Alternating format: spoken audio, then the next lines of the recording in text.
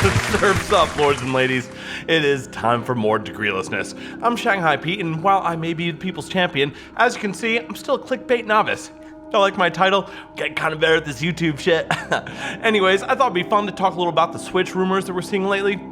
Especially because, well, perhaps the most obvious thing about a potential new Switch isn't really being mentioned. So once again, I suppose it will fall to us to talk about the things that no one else is talking about.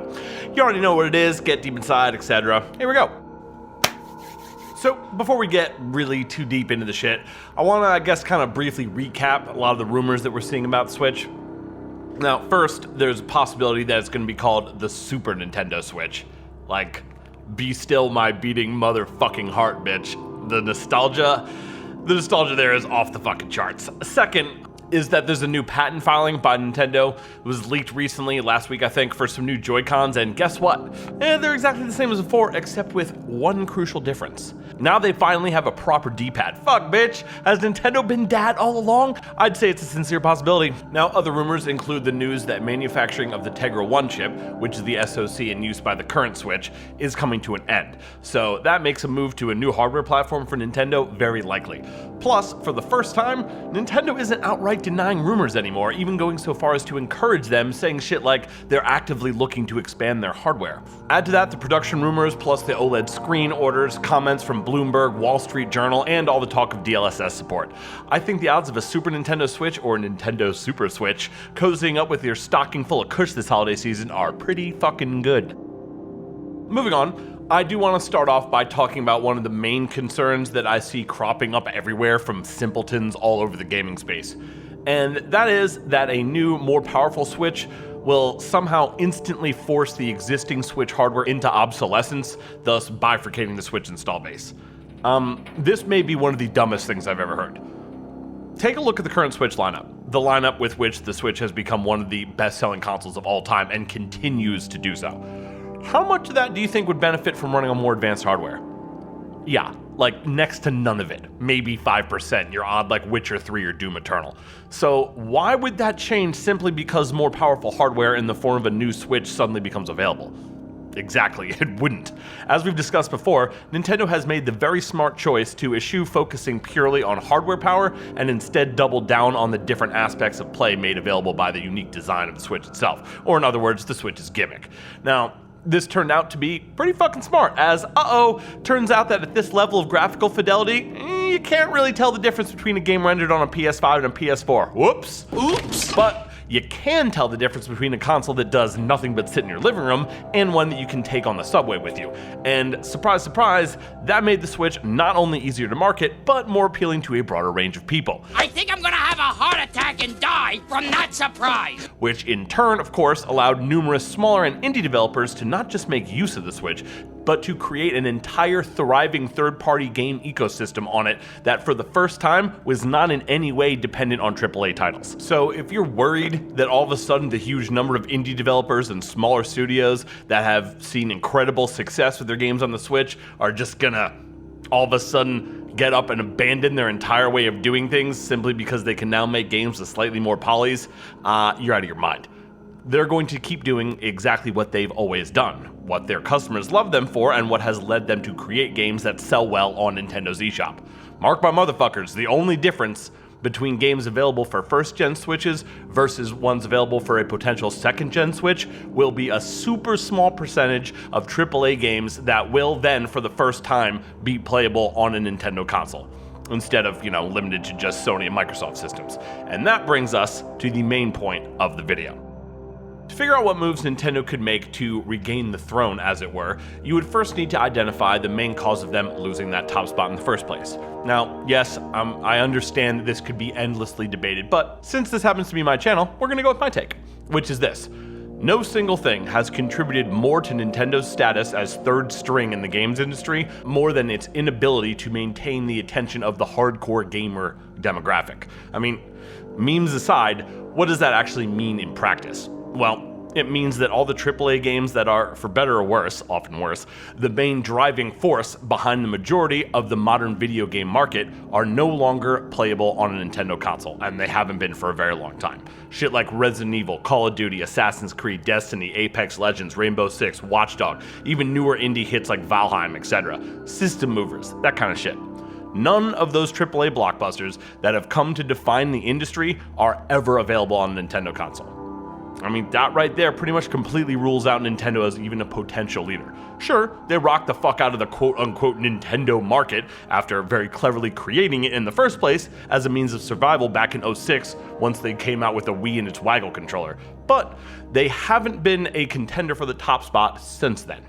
How are you going to be number one if the poster games for the industry aren't even available on your console? Exactly, you're fucking not.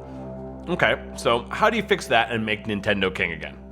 Well, it's simple. You put those fucking games on a Nintendo. Get those industry-defining, though not necessarily always even good, games back on a Nintendo console. Because, let's be clear, those games and franchises are the only things keeping people buying those absurd, obsolete, pre-built computers that we're still calling consoles for some reason. And definitely the only thing keeping people buying them over or instead of a Switch.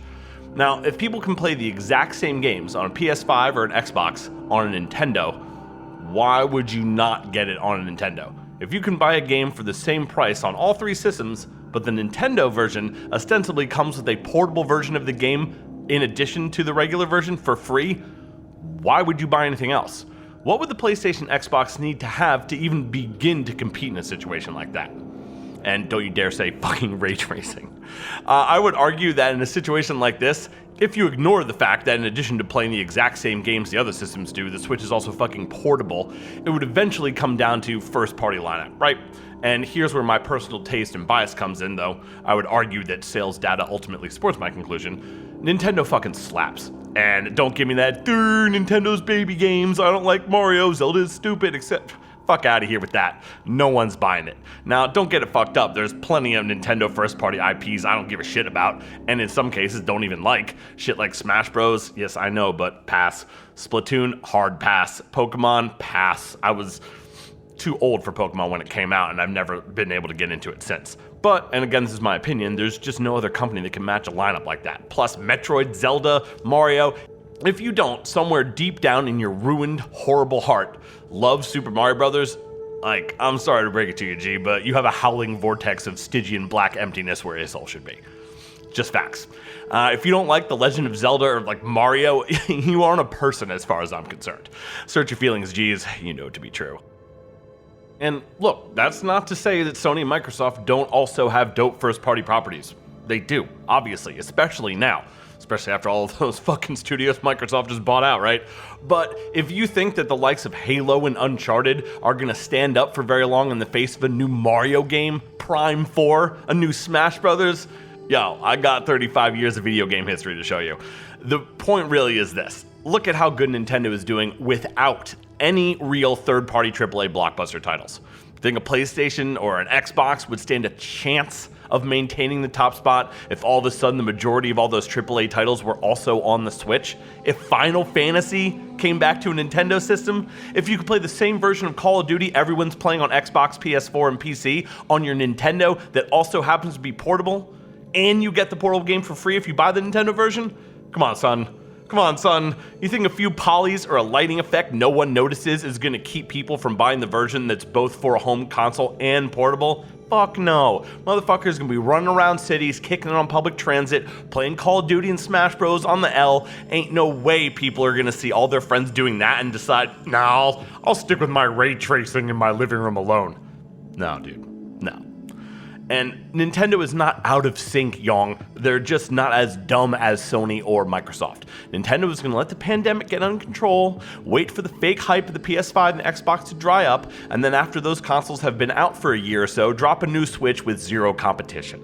As we're seeing, more and more people are starting to notice that the PS5 and new Xbox are more of a step backwards than forwards, and if you're being super generous, a holding pattern at best.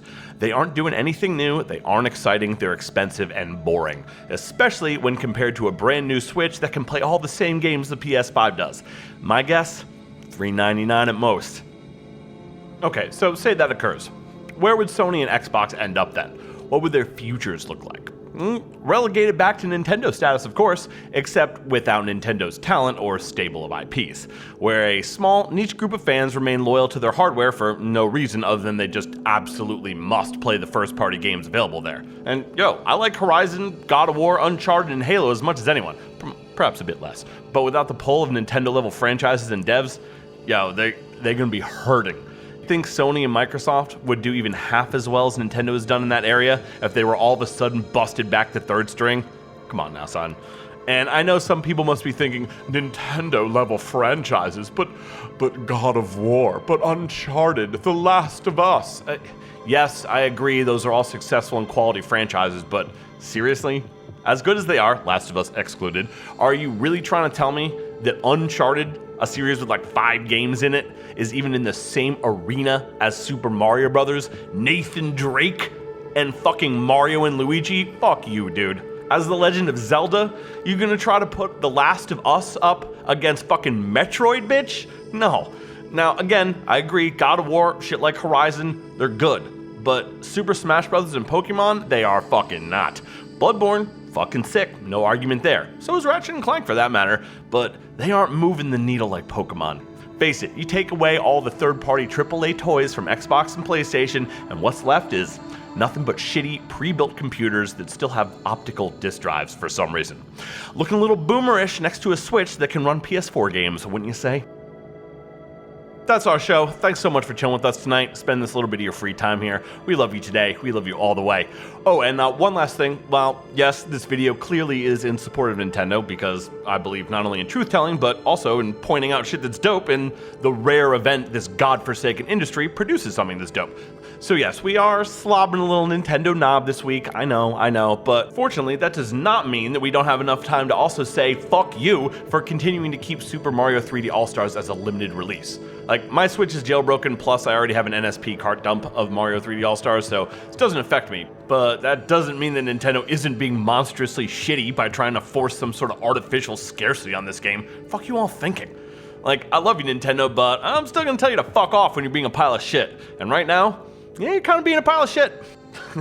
Anyways, for more Nintendo knob slobbing and other delights, keep it tuned right here on Degreelessness. We'll see y'all motherfuckers next week.